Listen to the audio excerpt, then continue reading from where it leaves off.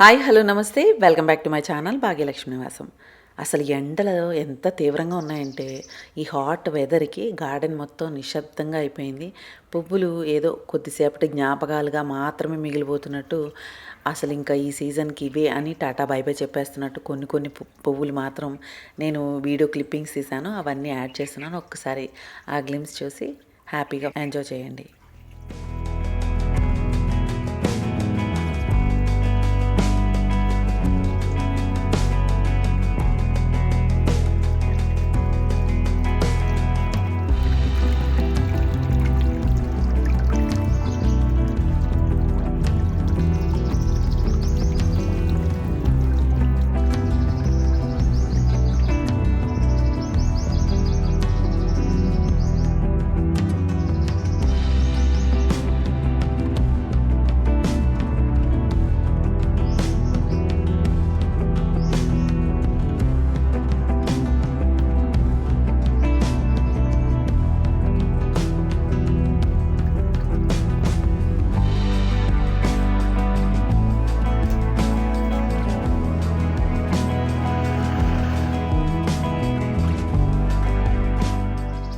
చూసారుగా, ఇంకా ఇక మీదట పువ్వులు చాలా తక్కువగా కనపడతాయి గార్డెన్లో. ఈ 2 నెలలు కూడా అంటే మే, జూన్ నెలలు చాలా ఎక్కువ హాట్ వెదర్ ఉంటుంది ఇక్కడ. సో గార్డెన్ ఎలా కాపాడుకోవాలా ఏంటా అని నా నా మైండ్లో ఇంకా అదే ఉంటుందన్నమాట. సో లాస్ట్ గ్లిమ్స్గా ఒకసారి ఎలా ఉందో చూడండి. మళ్ళీ తర్వాత సీజన్లో ఒకసారి మళ్ళీ చిన్న టూర్ ఇస్తాను. వెదర్‌లో వచ్చే సడన్ చేంజెస్ వల్ల అసలు చెట్లు ఎలా రియాక్ట్ అవ్వాలి, మొక్కలు ఎలా తట్టుకోగలుగుతాయి అన్నది కూడా వాటికి కూడా అర్థం కావట్లేదు. సడన్‌గా మొన్నటి వరకు కూడా చల్లగాలులు, చలి అలా ఉంది. మధ్యలో వర్షాలు పడినాయి. ఆ తర్వాత ఇప్పుడు ఒకేసారి టెంపరేచర్ చాలా ఎక్కువగా ఉందనమాట. దగ్గర దగ్గర 45 వరకు వెళ్ళిపోయినట్టు చాలా వేడిగా ఉంటుంది ఇక్కడ. సో దాని గురించి ఇవి పువ్వులైతే చిగుళ్ళలోనే మాడిపోతున్నాయి. సరే పాప అక్క పాప అక్క చిచ్చక్క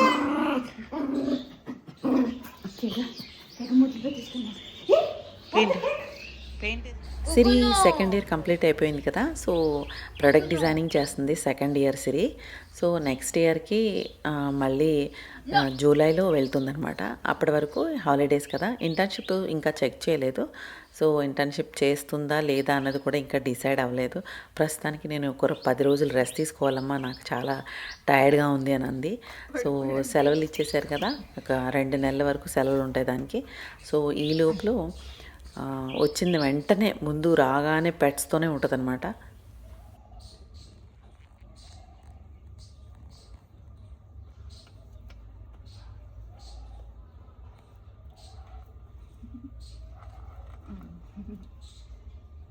అస్సలే ఎండలు ఎక్కువగా ఉన్నాయి. ఎక్కడ అసలు పొద్దస్తమాను కూడా ఇంట్లో ఏసీలు, ఫ్యానుల్లో కూర్చుని సాయంత్రం అయినా చల్లబడితే బయట కూర్చుందామా అని వస్తే బయట పక్కన కన్స్ట్రక్షన్ జరుగుతుందనమాట. అంటే మా పక్కన రైట్ సైడ్ విల్లాలో లెఫ్ట్ సైడ్ విల్లాలో కన్స్ట్రక్షన్ జరుగుతుంది. అంటే వాళ్ళు రెనోవేషన్ చేస్తున్నారు. ఇప్పటివరకు వాళ్ళు అందులో ఉన్నది లేదు. సో కొంచెం పాడైపోయింది. అలా బంద్ ఉన్న విల్లాలు పాడైపోతాయి కదా. సో వాళ్ళు ఏం చేస్తున్నారు, రెనోవేట్ చేస్తున్నారు. సో దానికి గ్రైండింగు, సిమెంట్ పని అంతా కూడా మట్టి దుమ్ముతో కూడుకున్నది కదా. ఇంకా మనం ఏం అనటానికి లేదు, పక్కనే ఉన్నాం. చెట్లన్నీ కూడా మొత్తం డస్ట్తో పేరుకుపోయినాయి, గోడలు కింద ఫ్లోరింగ్ అంతా. అబ్బాబ్బాబ్బా, వాళ్ళు వెళ్ళిన తర్వాత మళ్ళీ నాకు ఇదంతా క్లీనింగ్ చేసుకున్నా, ఎంత చేసినా కానీ ఆకుల మీద పేరుకుపోయి ఉంది కదా. సో అది అసలు అలా పట్టుకుని తెల్ల కనపడుతుంది. అందుకే మీకు షార్ట్స్ పోస్ట్ చేద్దామన్నా కానీ ఏం చేయలేకపోతున్నాను. సో ఇదండి నా పరిస్థితి. ఇప్పుడు ప్రస్తుతానికి అయితే గార్డెన్ పరిస్థితి చాలా అధ్వానంగా ఉందన్నమాట.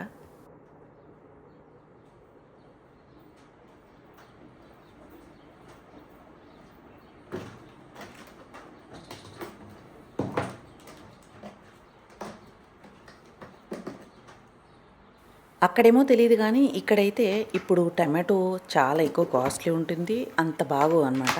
సో సీజన్లో నేను ఏం చేశాను, క్యూబ్స్ చేసేసి ఫ్రోజ్ చేశాను కదా. సో నేను ఇప్పుడు మధ్య మధ్యలో ఎప్పుడైనా కావాలనుకున్నా వాడుకోవడానికి ఇలా నేను తీసి చిన్న ఫ్రిడ్జ్లో పెట్టుకున్నాను. అంటే ఇంట్లో ఉన్న ఫ్రిడ్జ్లో పెట్టుకుంటాను, వెనకాల పెద్ద ఫ్రిడ్జ్లో స్టోర్ చేసేసి ఉంచుతాను అనమాట.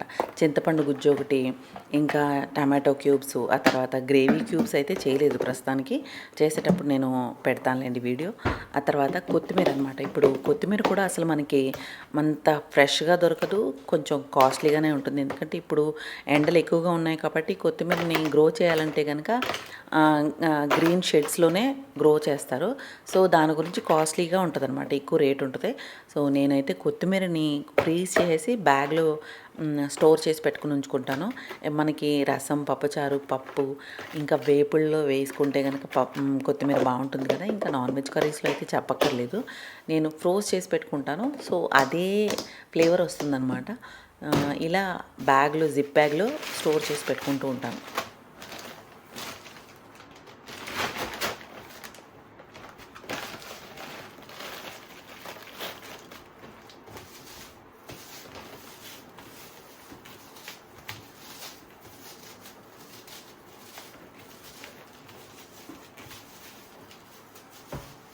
మా ఇంట్లో కూరల్లో ఎలా ఉన్నా కానీ కొత్తిమీర చట్నీలో లేకపోతే మాత్రం అస్సలు చట్నీ దిగదనమాట.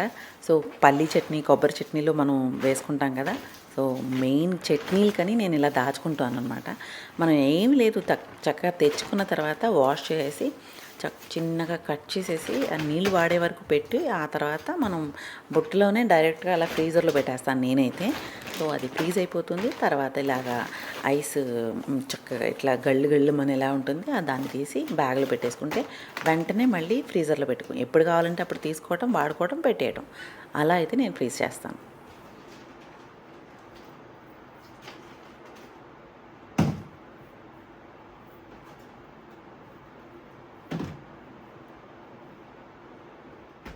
మామూలుగా రోజు వంట చేసేటప్పుడు ఏం స్పెషల్ ఉండవు, అంటే వంటలు అంత స్పెషల్గా ఏమి ఉండవు. ఎందుకంటే పిల్లలు ఉండరు కదా, ఏదో ఎప్పుడు అప్పుడప్పుడు తప్ప. పిల్లలు ఉన్నప్పుడు అయితే మాత్రం పెద్దలకి కూడా అదే తినాలి అన్నట్టు ఇంకోటి మళ్ళీ చేసే కష్టం పెట్టుకోకుండా, ఇంకోటి ఏది చేయకుండా అదే అందరం తినేసేలాగా చేస్తూ ఉంటాను. అందులో హెల్త్ దృష్టిలో పెట్టుకుని రోజు ఇలాంటివి ఉండవు, ఎందుకంటే కొంచెం హెల్త్గా ఉండాలి కదా. సో అందుకని అలా చేయను అనమాట. సో అప్పుడప్పుడు ఇలాంటివి చేయలేగా కదా. సో సిరి వస్తే మాత్రం మధ్య మధ్యలో ఇలాంటివి వంటింట్లో చిన్న చిన్న ఎక్స్పెరిమెంట్స్ ఇష్టమైనవి చేయించుకుంటూ ఉంటుంది. సో అప్పుడు కిచెన్కి కొంచెం కొత్త ఫీల్ కూడా అనిపిస్తుంటుంది. ఈరోజు బ్లింకిట్లో కొన్ని ఆర్డర్ చేశాను అనమాట. అవకాడో, టోఫు, లెచెస్, బేజిల్, పాలకూరతో టాటిలాసు అని చెప్పి కొత్తగా కనబడిందని అది కూడా తెప్పించాను. వీటితో ర్యాప్స్ చేస్తే బాగుంటుందని అనిపించింది. సో మొన్న ఉదయపూర్ వెళ్ళాం కదా, అప్పుడు నాకు అక్కడ శాండ్విచ్ తిన్నాను అనమాట. పిస్తో శాండ్విచ్ చాలా బాగా నచ్చింది. సో ఇది పిస్తో నేను ఇంట్లో ఎందుకు చేయనంటే ఫ్రెష్గా బేజిల్ దొరకదు. సో బేజిల్ దొరికితే కనుక ఫ్రెష్గా పేస్తో చేసుకుంటే చాలా బాగుంటుంది. అన్నిట్లోనూ వేసుకోవచ్చు. పాస్తా అయితే చాలా టేస్టీగా ఉంటుంది. బయట ఎక్కడైనా తినాలంటే ప్లేట్ 400 పైనే ఉంటుంది. సో పేస్తో చేసుకుందాము అనేసి దాంట్లో ఏం చేశానంటే నట్స్ వేస్తారు, లేదంటే పీనట్స్ వేస్తారు. నేనేం చేశాను, పిస్తాషు వేసాను అనమాట. సో పిస్తాషు మనకి కొంచెం చీజ్ వేసుకుంటాం, తర్వాత ఆలివ్ ఆయిల్, సాల్ట్, నిమ్మకాయ, గార్లిక్ వేసుకోవాలి. గార్లిక్లో సో ఒక 2-3 వేసాను నేను. సో ఇది కొంచెం దరదర బ్లెండ్ చేసుకుంటే సరిపోతుంది. ఈ పేస్ట్ మనం స్టోర్ చేసుకుని పెట్టుకోవచ్చు, 1 వీక్ వరకు ఫ్రెష్గా ఉంటుంది. మీరు బేజిల్ లీవ్స్ మాత్రం నీట్గా డ్రై చేసిన తర్వాత మాత్రం వేయండి. నేనైతే వాష్ చేసి డ్రై చేశాను టవల్తో. తర్వాత నేను పేస్ట్ చేసుకున్నాను అనమాట. ఈ పేస్ట్ని మనం శాండ్విచ్ మీద డైరెక్ట్గా రాసుకోవచ్చు, అలాగే మనం టోస్ట్ చేసుకోవచ్చు, లేదంటే మనం పాస్తాలో వేసుకోవచ్చు. ఇప్పుడు నేను ర్యాప్ చేస్తున్నాను కదా, ర్యాప్కి వెజిటబుల్స్ అన్నీ కూడా నేను ఏమి తీసుకున్నాను, పత్తాగోబీ ఒకటి, ఇంకొకటి onion, carrot, tofu, peppers. So ఇవన్నీ ఫ్రై చేసుకుని కొంచెం మనం ఆరెగానో కానీ ఇలాంటి పిజ్జా సీజనింగ్ ఉంటాయి కదా, ఇవన్నీ వేసుకుని ఉప్పు వేసుకుని తర్వాత ఈ పెస్తో మనం ర్యాప్ మీద పైన రాసి వెజిటబుల్స్ అన్నీ దాని మీద పెట్టి మయోనీస్ కావాలంటే వేసుకొని చక్కగా మనం ర్యాప్ చేసుకుని తింటే సూపర్గా ఉంటుంది. హెల్తీ వెర్షనే, బట్ ఇందులో కొంచెం మయోనీస్ అన్నీ యాడ్ చేశాను కదా. సో కొంచెం ఆయిల్ కూడా ఎక్కువే పడుతుంది. ఆలివ్ ఆయిల్ వేసాను, అయినా కానీ కొంచెం ఆయిలీగా ఉంటే అవి బాగా ఫ్రై అవుతాయి కదా, టాస్ అవుతాయి. సో ఇట్లాంటివి రెగ్యులర్గా చేయను. అదనమాట మెయిన్ పాయింట్ ఏంటంటే, సో పిల్లలు ఉంటే మాత్రం ఇలాంటివన్నీ వాళ్ళకి చేస్తే మళ్ళీ విడిగా మనకి వంట చేయాలంటే ఇబ్బంది కదా. సో నేను ఇంట్లో వాళ్ళందరికీ కూడా ఏదైనా చేస్తే కనుక ఇవే పెట్టేస్తూ ఉంటాను. పెస్తు మాత్రం చాలా బాగా కుదిరింది. ఫస్ట్ టైం చేసినప్పుడు నేను అందులో పిస్తా వేయకుండా చేశాను నార్మల్‌గా. గ్రీన్ చట్నీ ఎలా చేసుకుంటాం అలా చేశాను. అయితే ఇప్పుడు పిస్తాషియో వేయటం వలన అదొక రిచ్‌నెస్ వచ్చి చాలా బావుంది. టైట్‌గా ఉంది. ఒక 4 రోజులైతే మంచిగా ఉందనమాట. నేను ఏం చేశాను, ఇదే పెస్తుతో మొన్న సండే రోజున పాస్తా చేశాను. స్పగెటీ పాస్తా చాలా బాగా కుదిరింది. చాలామంది కామెంట్ కూడా చేశారు, బాగానే ఉంది కదక్క, ఎందుకు వెంట్ రాంగ్ అని చెప్పి పెట్టారు అని. అంటే వెంట్ రాంగ్ అంటే సిరి చాలా అల్లరి చేసింది ఆ వీడియోలో. సో దాని గురించి అలా పెట్టాననమాట.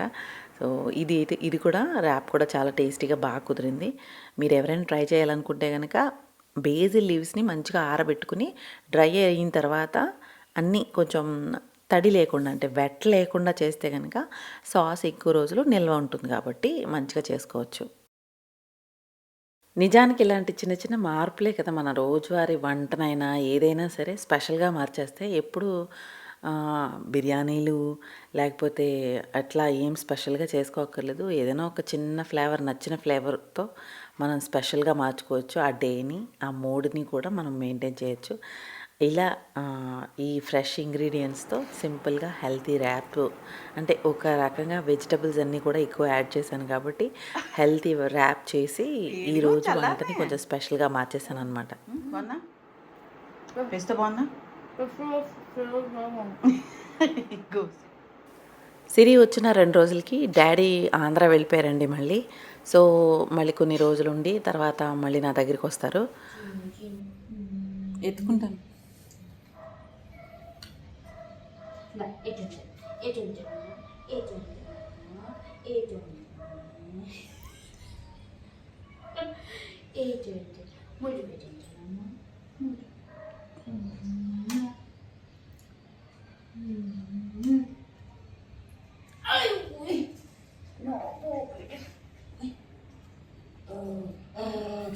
సమ్మర్ ఎండలు ఎక్కువైపోతే కనుక దానివల్ల ఒకటి మంచిది కూడా ఉంది. ఇంట్లో ఏసీ ఎలాగా ఆన్ చేసుకుంటాం కాబట్టి పవర్ కన్జంప్షన్ ఎక్కువగా ఉంటుంది. సో ఎండలు ఎక్కువ ఉంటాయి కాబట్టి సోలార్ని 15 రోజులకి ఒకసారి కడిగిస్తూ ఉంటాను. ఎందుకంటే కొంచెం మట్టి డస్ట్ అది పేరుకుపోయినా కానీ తొందరగా అది ఎంతైతే ఎనర్జీ మనం సేవ్ చేసుకోగలుగుతామో ఆ సేవింగ్ కొంచెం తగ్గుతుంది అని నేను విన్నాను. సో దాని గురించి ఎవ్రీ మంత్ అయితే కడిగిస్తూ ఉంటాను. బట్ ఈ సమ్మర్లో మాత్రం ఆంది ఇక్కడ ఎక్కువ డస్ట్ రోమ్లు అవి ఎక్కువ వస్తాయి కదా. సో దానివల్ల ఆ మట్టి అంతా పేరుకుపోయి ఈ మధ్య వర్షాకాలంలాగా మధ్య మధ్యలో చిన్న చిన్నగా తుప్పర్లు కూడా పడుతున్నాయి.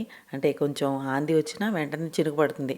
ఆందితో పాటు చినుకు పడితే కనుక మట్టి అలా పేరుకుపోయి ఉండిపోతుంది కదా. సో దానివల్ల ఒకసారి కడిగించేస్తూ ఉంటే కనుక 15 రోజులకి ఒకసారి మంచి ఎనర్జీని సేవ్ చేసుకోగలుగుతాం. ఈ జూలా ఉంది కదా, నా ఫేవరెట్ అనమాట. ఇంట్లో మేము ఫ్లాట్ తీసుకున్నప్పుడు ఇంట్లో ఉయ్యాలు ఉంటే బాగుంటుంది అని అనేసి నాకు ఎప్పటి నుంచో కోరిక అనమాట. అయితే మనం బల్ల ఉయ్యాలలు లేకపోతే ఇత్తడి ఉయ్యాలలు అట్లాంటివి వేయించుకోవడం కుదరదు కదా ఫ్లాట్స్లో, లేకపోతే ఇట్లా ఇండివిజువల్ ఉన్నా కానీ ఇల్లు దీనికి కూడా కుదరదు అనమాట. సో అందుకని నా ఆశ అలా ఉండిపోయి అప్పుడు ప్రసాద్ గారు ఈ జూలా తీసుకొచ్చారు ఫ్లాట్ తీసుకున్నప్పుడు అనమాట 2014లో. సో అప్పుడు నుంచి కూడా ఇప్పటి వరకు కూడా బాగానే ఉండింది. అయితే ఈ మధ్య ఈ బాల్కనీలోకి కొంచెం ఎక్కువ ఎండ రావడం వల్ల ఆ ఎండకి తర్వాత వెదరు ఇక్కడ చలికాలంలో చలి, ఆ తర్వాత వర్షం పడినా కానీ ఆ వెదర్కి బాగా ఈ వైర్ అంతా కూడా వెదరింగ్ అయిపోయి పొట్లిపోయింది బాగా. అంటే కలర్ అయితే ఫేడ్ అయిపోయింది. ఆ తర్వాత ఏమో ఇలా నొక్కుతుంటే విరిగిపోతుంది అనమాట. సో దీనికి ఏదైనా చేస్తే బాగుంటుంది నేను అని మొన్న ఊరు వెళ్ళినప్పుడు అక్కడి నుంచి మడత మంచం పడకొచ్చి 2 తెచ్చుకున్నాను కదా. సో దీనికి రెండిటికి క్లాత్, ఆ తర్వాత ఆ ఉయ్యాలకి నవ్వారు కూడా తీసుకొచ్చాను అనమాట. డాడీ వీటి మూడిటికి కలర్ వేసేసారు వెళ్ళే ముందు. సో కలర్ కూడా నేను పియు కలర్ తెప్పించాను. సో అది ఏమైందంటే యాక్చువల్లీ కలర్ షేడ్ కార్డ్లో చూసినప్పుడు నాకు తెలియలేదు, లైట్ షేడ్ సెలెక్ట్ చేసేసుకున్నాను. యాక్చువల్లీ నేను డార్క్ గ్రే, కొంచెం దీనికన్నా డార్క్గా గ్రే కలర్లో సెలెక్ట్ చేసుకున్నాను అనమాట. బట్ ఇది అసలు ఏం తేడా వచ్చిందో ఏమో తెలియదు కానీ మొత్తం తెల్లగానే కనబడుతుంది. బట్ పెయింట్ మాత్రం పియు ఎనామిల్ అనమాట.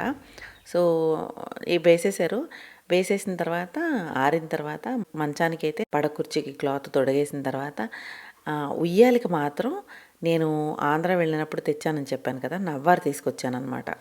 చిన్న బద్ది నవ్వారు అయితే చాలా బాగుండేది, బట్ పెద్ద నవ్వారే దొరికింది, చిన్న బద్ది నవ్వారు దొరకలేదు. అది దొరుకుంటే ఇంకా బాగుండేదేమో. సో అది కూడా తక్కువ పడింది. ఇప్పుడు సగం వరకే వచ్చిందనమాట.